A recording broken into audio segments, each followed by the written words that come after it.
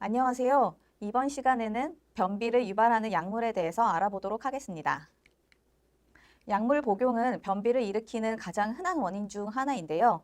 그렇기 때문에 변비가 생겼다면 자신이 복용하고 있는 약물이 무엇인지 한번 확인을 하는 것이 중요합니다. 그럼 이번 시간에는 그 약물에 대해서 하나씩 알아보도록 하겠습니다. 먼저 아편계 진통제를 생각해 볼 수 있는데요. 통증 조절을 위해서 사용되는 약물로 모르핀이나 펜타닐, 코데인, 옥시코돈 등이 여기에 속하게 됩니다.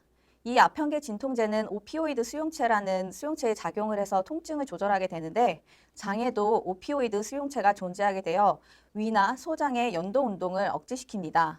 이로 인해 변이 장을 통과하는 시간이 길어져서 변이 단단해져 변비가 생기게 됩니다. 이 외에도 아편계 진통제가 항문 관략근의 긴장이나 중추작용의 배변 방사를 억제해서 변비를 유발시키기도 합니다. 당뇨약 중에서도 변비를 유발할 수 있는 약물이 있는데요. 알파글루코시다제 억제제가 여기에 속하게 됩니다. 아카보스나 보글리보스가 당뇨약에 속하게 되는데요. 이 당뇨약은 소장에서 탄수화물을 단당류로 전환시키는 효소인 알파글루코시다제를 억제함으로써 탄수화물의 소화를 방해해서 식후 혈당을 감소시키는 약물입니다. 이 약물을 복용하면 탄수화물의 소화가 늦어져서 장의 내용물이 증가하면서 장에서 변의 정체가 발생을 하여 변비가 발생할 수도 있습니다. 혈압약 중에서도 변비를 유발할 수 있는 약물이 있는데요. 칼슘 차단제나 이뇨제가 여기에 속하게 됩니다. 칼슘 차단제는 두 가지 종류가 있는데요. 혈관에 좀 더 선택적으로 작용하는 약물과 심장에 좀 더 선택적으로 작용하는 약물, 이 두 가지가 존재하게 됩니다. 여기에서 심장에 좀 더 선택적으로 작용하는 베라파밀이나 딜티아젬이 변비가 흔한 부작용입니다.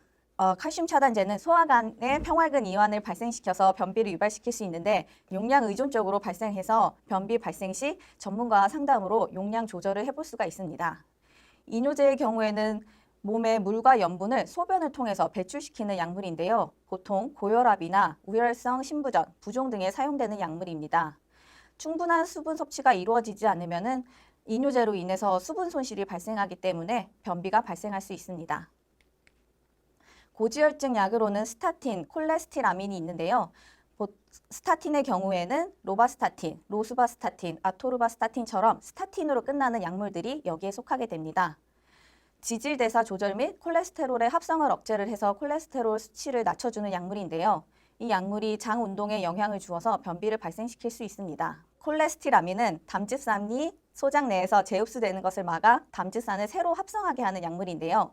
이 담즙산은 콜레스테롤을 이용해서 합성을 하게 됩니다. 콜레스테롤을 그래서 계속 사용하게 함으로써 나쁜 콜레스테롤로 알려져 있는 LDL 콜레스테롤을 낮춰주는 약물입니다.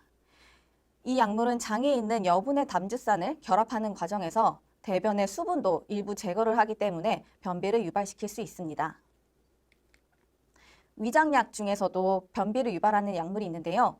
수사나 알루미늄의 경우에는 알루미늄 이온이 위장관에서 연동 운동을 늦추고 대변이 결장을 통과하는 데 필요한 시간을 길게 만들어서 변비를 유발할 수 있습니다. PPI의 양성자 펌프 억제제라고 알려져 있는 PPI가 있는데요. 에소메프라졸, 판토프라졸, 오메프라졸 같이 아졸로 끝나는 약물이 여기에 속하게 됩니다. 위 십이지장 궤양이나 위염, 역류성 식도염 등에 흔히 쓰이는 약물인데요. 이 약물도 소화를 지연시켜서 변비를 발생할 수 있습니다. 수크랄페이트의 경우에도 위 십이지장 궤양이나 위염, 역류성 식도염 등에 쓰이는 약물인데 이 약물의 변비가 가장 흔한 부작용으로 알려져 있습니다. 이 외에도 로페라마이드라는 약물이 있는데요. 아편계 진통제와 같이 오피오이드 수용체에 작용을 하는 설사 치료약입니다. 이 약은 장의 연동 운동을 억제를 해서 설사를 멈추게 하는 약물인데요. 설사를 멈춘 후에도 이 약물을 지속적으로 복용할 경우에는 변비를 유발할 수 있습니다. 그리고 변비 치료약으로 알려져 있는 센나, 비사코딜 등도 변비를 유발할 수 있는데요. 이 약은 장내 점막하 신경총과 근육의 신경총 등에 작용을 해서 장 운동을 촉진을 해서 변비를 치료하는 약입니다. 변비를 치료하는 약인데 변비를 유발한다는 거에 좀 의아해 하실 수 있는데요.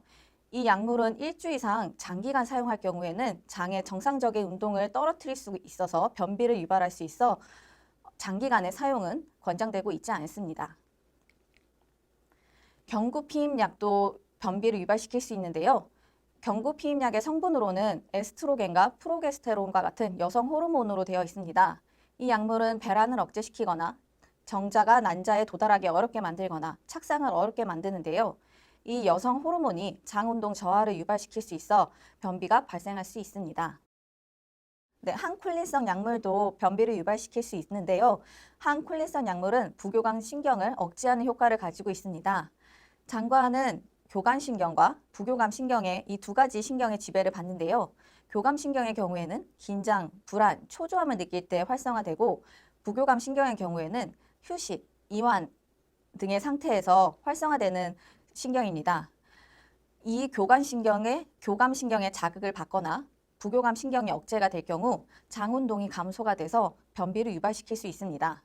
이 항콜린성 효과를 가진 약물로는 도파민 작용계나 삼환계 항우울제, 항정신병약, 항히스타민제 등이 있는데요. 특히 항히스타민제의 경우에는 종합감기약이나 멀미약, 알레르기약 등에도 많이 배합되어 있는 성분이기 때문에 변비가 있으신 분들에게는 주의가 필요합니다. 항암제의 경우에도 변비를 흔하게 유발시킬 수 있는데요. 특히 변비는 항암요법을 받는 환자들에게 흔하게 나타나는 증상 중에 하나입니다. 이 항암제는 장관 내 자율신경계에 영향을 주어서 장관 운동을 억제시켜 변비를 유발시킬 수 있습니다. 경장영양도 변비를 유발하는 요인 중에 하나인데요. 경장영양은 입으로 섭취하는 경구영양과 소화관으로 튜브를 통해 주입하는 경관영양 이 두 가지를 포함하는 개념인데요. 이 경장영양은 보통 충분한 영양 섭취가 어려운 경우 이 경장영양을 시도를 하게 되는데 보통 삼키는 능력이 손상된 뇌졸중 분들이나 메스꺼움, 구토를 유발하는 암 환자분들, 섭식 능력이 감소시키는 질병이나 부상이 있으신 분들의 경우 경장영양을 할 수가 있는데 이 경장영양의 경우에도 변비의 위험 요인 중에 하나입니다.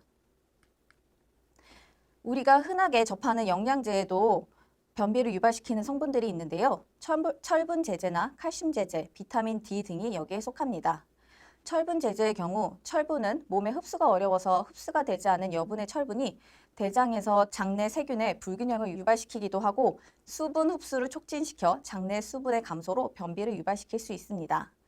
칼슘 제제나 비타민 D의 경우에는 장 평활근의 운동을 저하시켜서 변비를 유발시킬 수도 있습니다. 이제까지 변비를 유발시킬 수 있는 약물에 대해서 알아보았는데요. 변비가 생겼다고 해서 지금 복용 중인 약물을 임의적으로 중단을 하거나 변경을 하시기보다는 먼저 반드시 전문가와 상담을 하시는 것이 좋겠습니다. 이제까지 변비를 유발시킬 수 있는 약물에 대해서 알아보았습니다. 감사합니다.